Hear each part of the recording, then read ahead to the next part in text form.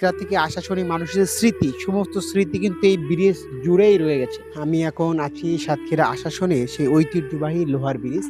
আর এই লোহার ব্রিজটা যদিও এখন পরিত্যক্তভাবে পড়ে আছে, এখানে কিন্তু আসলে গাড়ি যাতায়াত করে না। গাড়ি যাতায়াত করে নতুন যে ব্রিজটা আপনারা দেখতে পাচ্ছেন, এই নতুন ব্রিজ দিয়ে।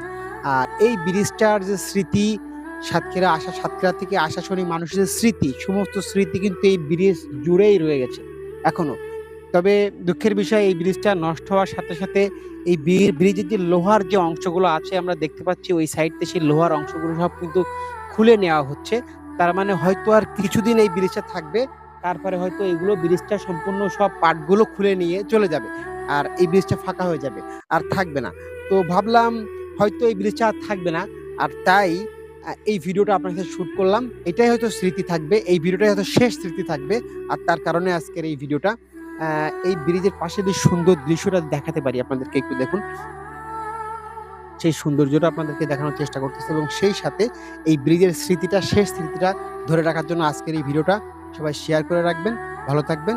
আসসালামু আলাইকুম।